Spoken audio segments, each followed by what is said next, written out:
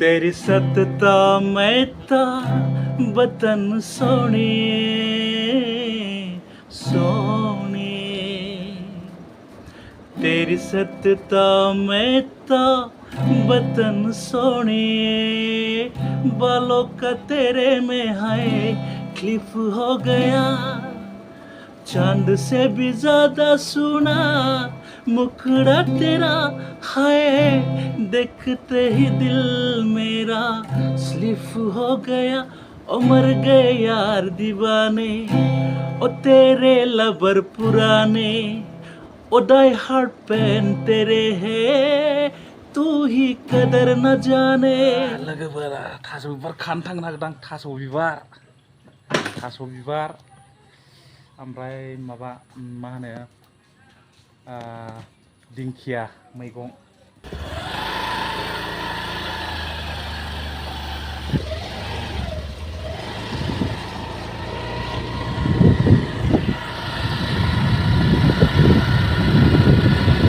दिंखिया मैगं खाहैनो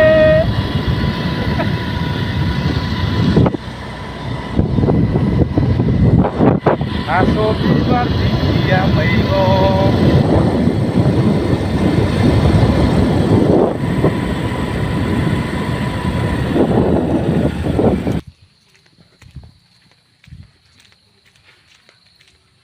आबै थास' बिबारसो नागिरदोंलां बय मोनगोनथाय मैगङा नै बा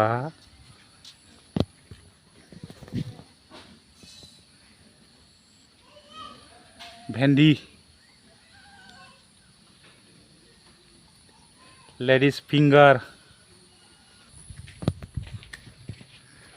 मा जों सार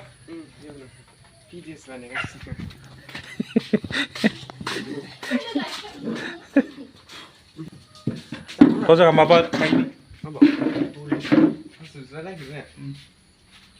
बै दङ बारब्रै बारबासो मोनबानो जायो बया बै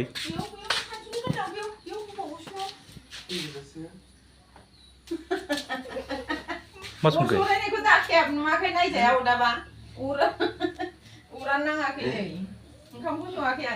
मा संनो आरोखि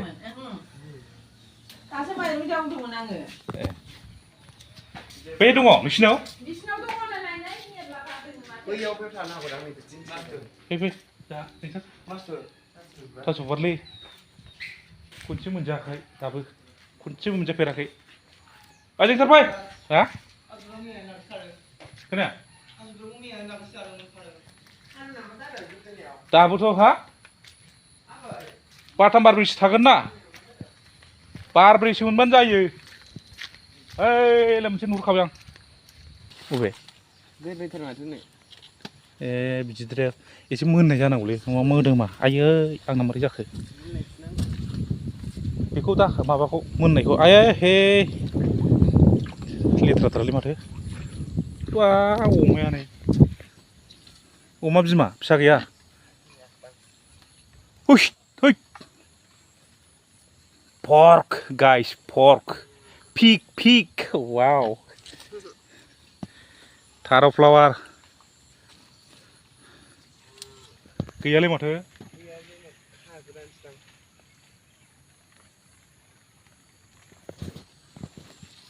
खानांगौमोनब्रा दाख्लैसो खादोंबा बैखौ बोरै मोनबावनो दे र' आंहा न'नि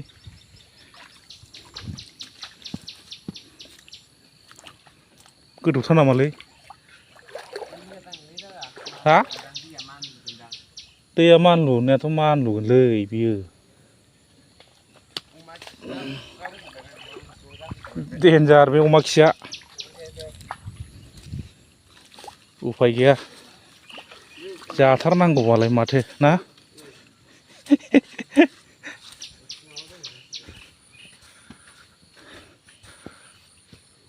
बे गभर्नमेन्टनि न' मोननाया नै दाबो हाया दरजा खोरखियानो गैया माथो रायजोफोरनि खिरखिखौ होआखै नै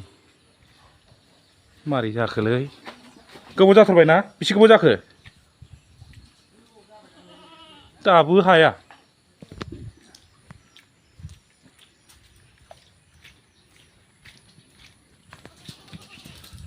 नोंसोर मोनबाय औ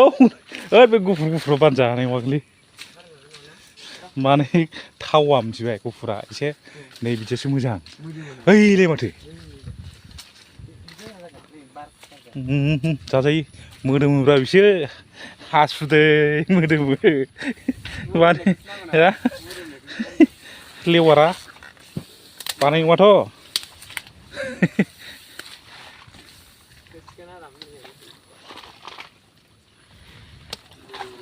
दिंखिया खानो नंदोंमोनलां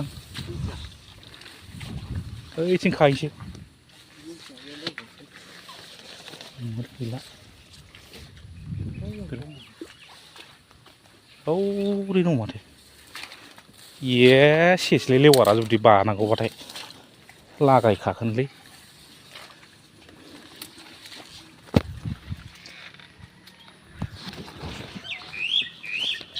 मोनबावबाय मोनबाय औ आयौ माथो दैसो हा मोनसे नांलालै अबे बबेथिंजाय ओइ बेजों थांजायो ना बेजों बेजोंनो आंथ' सेन्देल गानबोबावाखैसो नांलालै आयै खोमायाव दैया हाबबायलै थास'नि दैया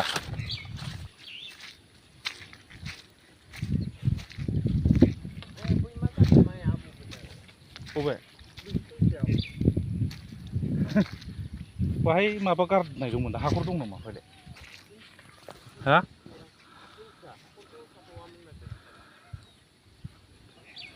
बैयो ना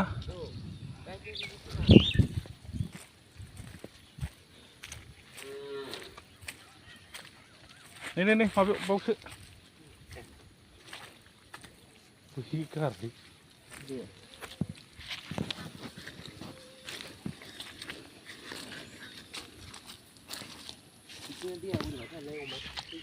ओइ दा अखाया जुदि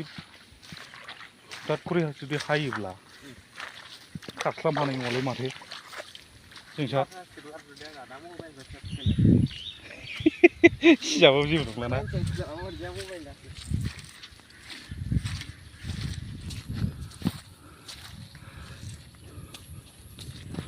बारा थिग जायासै माथो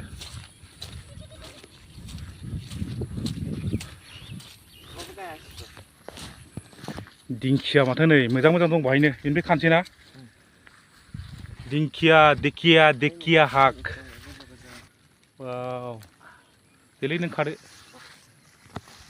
र' आंबो खागोन लेवारालै जोंसार बे अखा हाबा लेवारा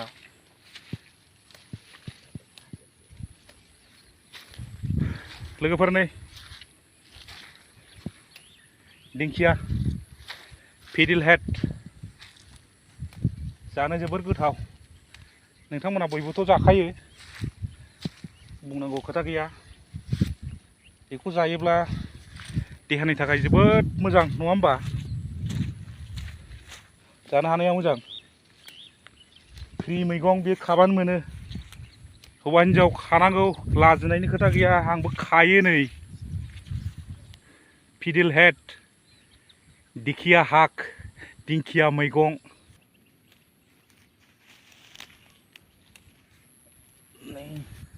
हाब भेन्दि रा गोजौ जाबाय माथो आबौ ना गोजौखौनो खाना होनो न'आव बाग्रायगोन ना बिसोरो नै बिराद मोजां भिन्दि सबाय बिमाबो दङ सेर अखाजों एसे दिगदार जायोना अखा हाबा बै माबाया हाया गुरै जानानै माबानो नागिरो ना थैनो नागिरो नैबे खिन्थु थायोना बे थायो बेहा दैज्लाङाव थायो मोजाङैनो ओरैबो मा लागायखो ओरै माबा दं बे गोखा फिथाइ ना बै थाइबें फांनैमोन थाइबेंआ दाउ एरना गाज्रि जादोंलै दाउआ मेलाथारनै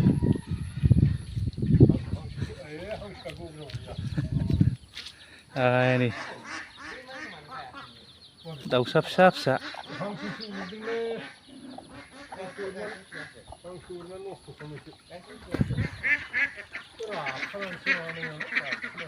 Kap, kap, kap, kap, kap, kap. देखो गाइस इतना सारा डक्स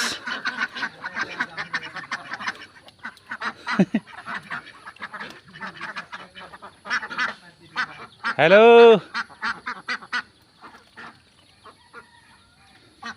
आदार बिदों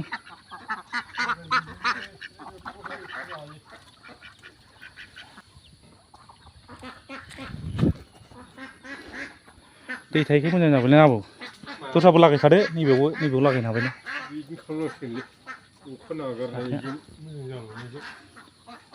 भिन्दिया बेनो मेरला नङा होमबा जानो आन्था माथो बेसेबां नांगौ नङा होमबा बे एसे गायनानै लाबानो नङा होमबा आबौ हाया जानो आन्था बायनांला सबाय बिमा बेलाय नै गायबाय नैबे खुसेर बिफां नै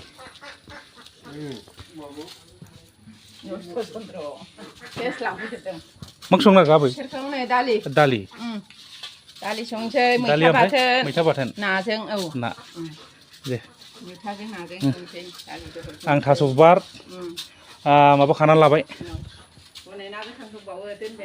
दिंखिया अबे नैबे बा माथो बोथिया गोजा नामा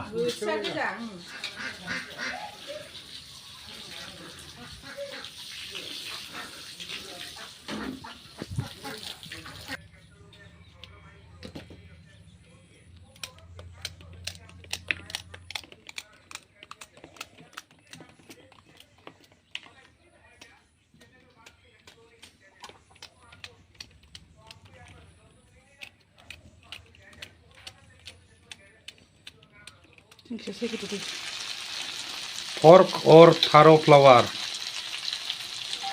मिक्स करके बनाया और रोसेल लिप भी देगा अगर रोसेल लिप देगा ना हाँ दो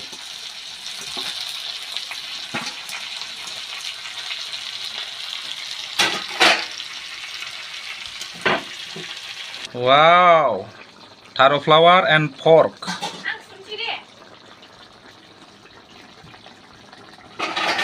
बढ़िया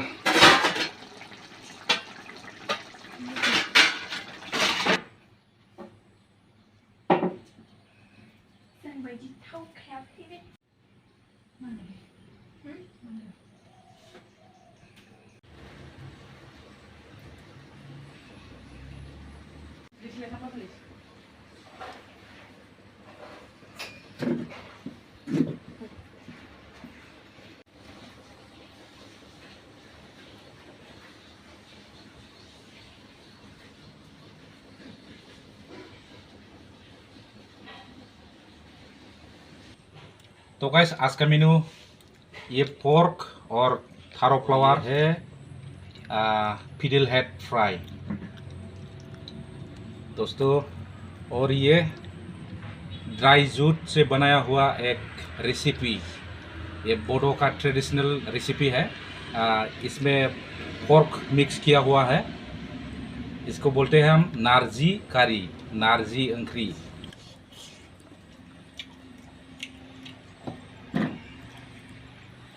बढ़िया बढ़िया आज का खाना गोथाव लोगोफोर नारजि अमा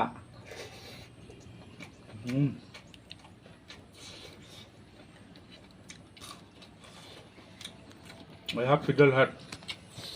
fry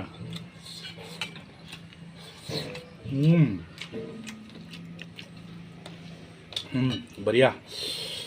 बहुत अच्छा है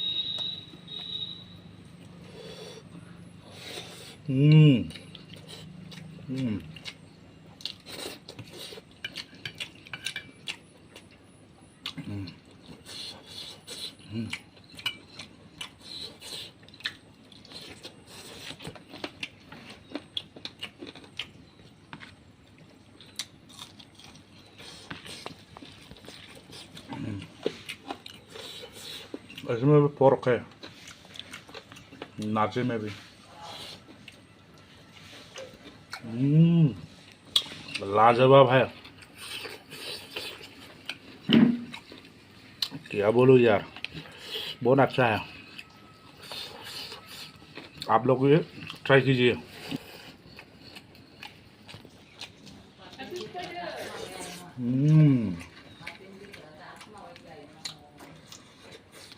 बढ़िया पोर्क और थारो फ्लावर सेहत के लिए बहुत अच्छा है। वाह,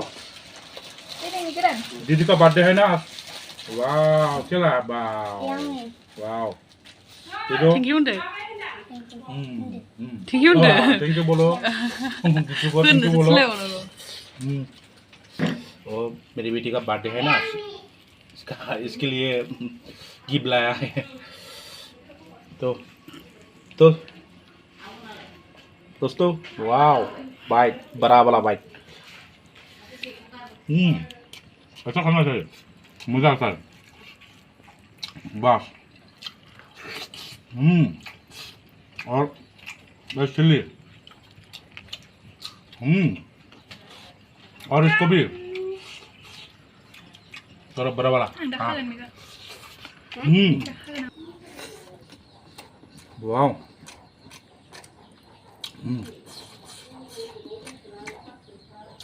थारो फ्लावर है ना दोस्तों, ये सेहत के लिए बहुत अच्छा है, बहुत फायदेमंद है, इसलिए आप लोग भी ट्राई कीजिए। ये थारो का फ्लावर और जो भी हो, फिडल हेड, आप लोग फोर्क से भी बना के खा सकते हो, मछली से भी बना के खा सकते हो, ये ड्राई मछली होता है ना, इससे भी बना के खा सकते हो। तो जो भी हो, मतलब खाओ बस, खाओ खाओ पियो बस, बिंदास रहो, बिंदास जियो बस।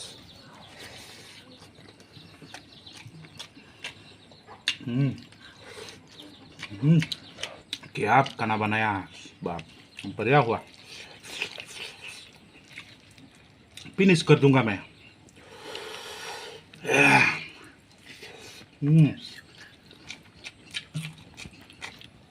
बाप, पसीना आ रहा है, पसीना पसीना हो गया।